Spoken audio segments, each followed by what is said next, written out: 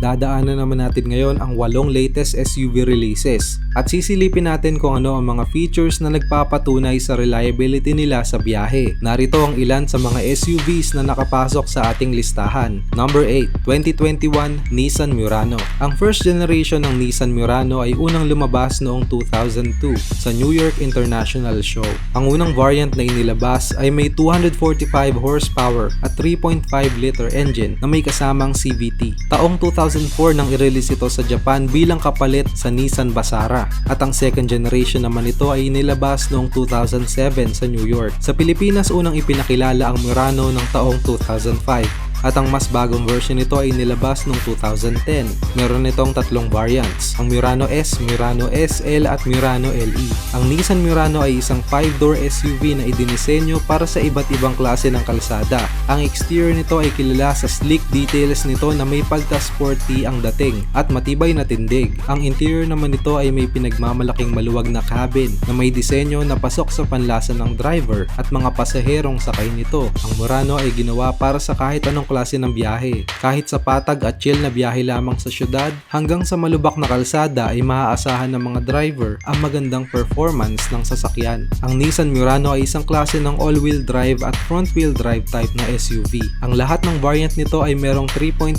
liter V6 engine na may kasamang Xtronic CVT na kayang maglabas ng 265 horsepower at 248 Newton meters na torque. Nagkakahalaga ang Murano ng humigit kumulang 1.82 million pesos hanggang 2.5 million pesos sa merkado. Number 7, 2021 Lexus GX.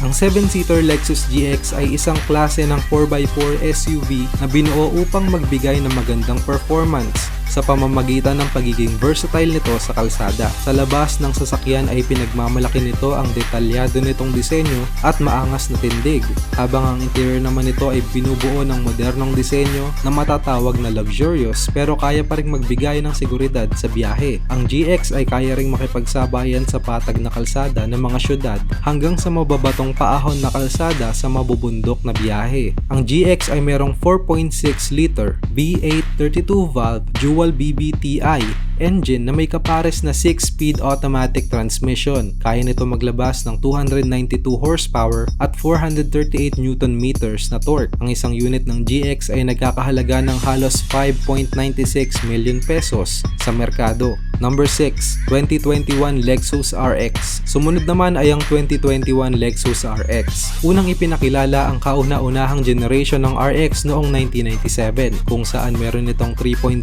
liter V6 engine. Habang ang sumunod na generation nito ay pinakilala sa North American International Auto Show taong 2003 na merong bago at modernong disenyo. Ang ikatlong generation naman nito ay inilabas taong 2008 kung saan binago ang makina nito at ginawang 3.5 liter engine na may kasamang 6-speed automatic transmission. Ang kasalukuyan at ika-4 na generation naman ito ay inilabas noong taong 2015 na siya ring ipinakilala sa Pilipinas noong 2019 ng Lexus Manila. Ang Lexus RX 350, RX Sports 350 at ang RX 350L ay merong 3.5 liter V6 24 valve engine na may kapares na 8-speed automatic transmission at ECT na kayang maglabas ng 296 horsepower at 370 Newton meters ng torque. Ang RX 450 naman ay merong kaparehong makina ng ibang variant pero ang kaibahan ay meron itong permanent magnet synchronous motor na may kasamang CVT transmission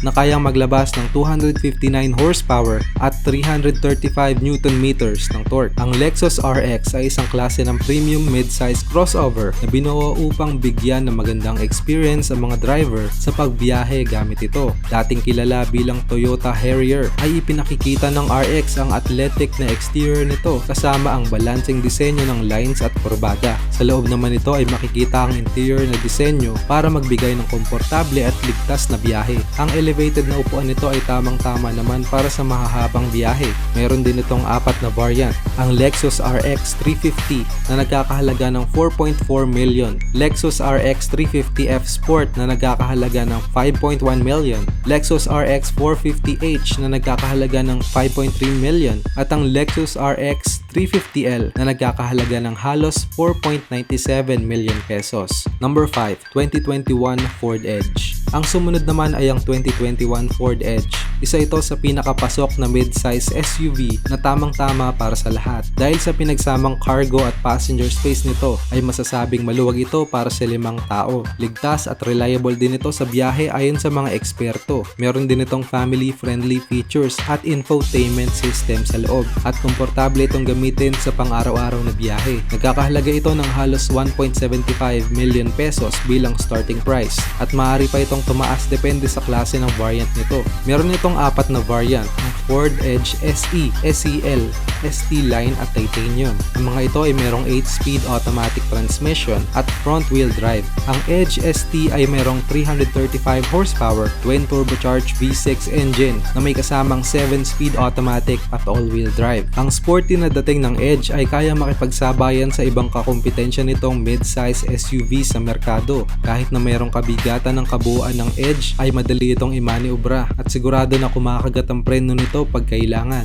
Ang National Highway Traffic Safety Administration ay nagbigay ng 5 out of 5 stars sa 2021 Ford Edge sa overall safety rating para sa front and side crash test nito. Tinagurian din itong top safety pick dahil sa nakuhang mataas na marka nito sa 6 na crash test. Number 4, 2021 Mazda CX-9. Ang Mazda CX-9 ay unang ipinakilala sa mundo taong 2015 sa Los Angeles Auto Show. Matapos ang 9 na taon ay inilabas nila ang pangalawang generation crossover kung saan pinalitan nila ang V6 engine ng kasalukuyang 2.5 liter turbocharged gasoline engine. Sa Pilipinas, unang ipinakilala sa merkado ang CX-9 noong taong 2017 sa Manila International Auto Show. Sa unang release nito ay meron lamang itong isang variant, ang AWD, hanggang lumabas ang pangalawang variant nito na Sport noong 2018. Ang CX-9 ay nagmula sa automotive icon na Mazda. Ang nais nilang iparating sa mga consumer ay ang kanilang sophisticated na disenyo habang pinapanatili ang minimalist na approach sa disenyo ng modelo nito. Ang eleganteng dating ng sasakyan ay makikita sa flowing design nito, sa grille na may kasamang komportable at nakakaaliw na entertainment, pati na din ang kamanghamanghang safety features sa interior nito. Sa halagang 2.3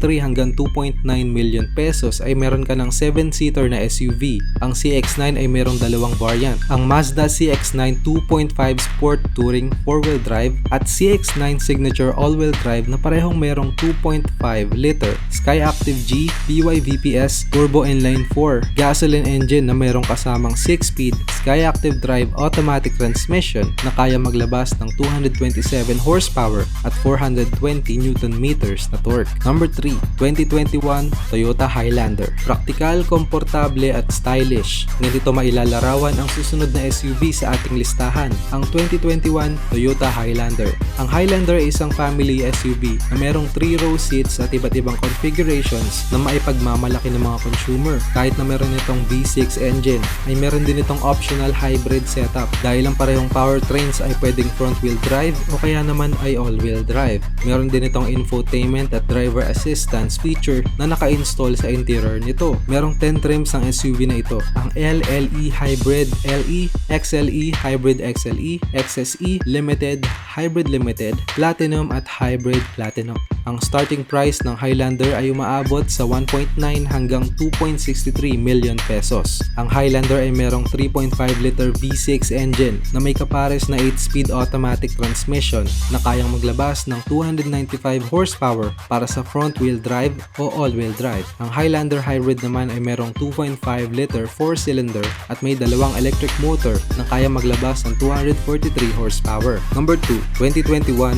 Hyundai Palisade. Ang Hyundai Palisade ay unang inilabas sa mundo noong 2018 sa Los Angeles Auto Show na siyang nagsilbing kapalit ng Hyundai Santa Fe XL. Sa kasalukuyan ay ito ang pinaka-latest na modelo ng SUV na inilabas ng Hyundai. Sa Pilipinas ay pinakilala ang Palisade noong 2019 sa Manila International Auto Show. Ang Palisade ay mula sa South Korean carmaker na Hyundai. Isa itong premium mid-size SUV na merong maluwag na cabin at cargo space na tamang-tama para sa mga pasahero nito. Ang Palisade ay merong luxurious luxurious at modernong dating sa labas nito at muscled interior naman sa loob nito dahil sa mga makabagong safety at comfort features. Binuo ang Palisade para sa kahit anong klase ng kalsada. Mapapatag na sementadong kalsada man yan o malubak na daan ay asahan ng magandang performance ng sasakyan. Ang bagong Hyundai Palisade ay merong 2.2 liter 4-cylinder turbo diesel engine na merong CDRI technology na kaya maglabas ng 197 horsepower at 441 Newton meters na torque. Pinaresin din ito ng 8-speed automatic transmission. Ito ay nagkakahalaga ng 3.2 million pesos sa merkado. Number 1, 2021 Kia Telluride. Ang una at pinakahuli sa ating listahan ay ang 2021 Kia Telluride. Noong nakaraan ay naglabas ng bagong update ang Kia tungkol sa kanilang Telluride, kung saan sinabi nila na binigyan nila ito ng kaunting improvements. Mula sa bagong disenyo ng grille, Kia badges sa harap, likod at gulong hanggang sa bagong infotainment nito sa loob. Ang 3-row family crossover na ito ay masasabing practical dahil sa espasyo na kaya nitong ibigay sa tatlong hilera ng upuan para sa mga teenagers hanggang sa adult. Meron din itong maluwag na espasyo sa cargo space at sa starting price nito na 1.8 million hanggang 2.3 million pesos ay sulit na sulit ang Telluride. Mayroon pa ring 3.8 liter V6 gasoline engine ang Telluride na kaya maglabas ng 291 horsepower at 355 Newton meters ng torque. Pwede ring mamili kung front wheel o all-wheel drive ang setup nito. Hindi rin binago ang mga driver assistance features nito tulad ng driver attention warning, late keeping and following assist, blind spot, forward and rear cross traffic collision avoidance assist na siyang makakatulong na malaki sa driver upang makaiwas sa disgrasya sa biyahe. Mag-like at subscribe na for more contents na katulad nito. Meron din kaming mga products at merch. Yung links nasa description. Salamat sa panunood!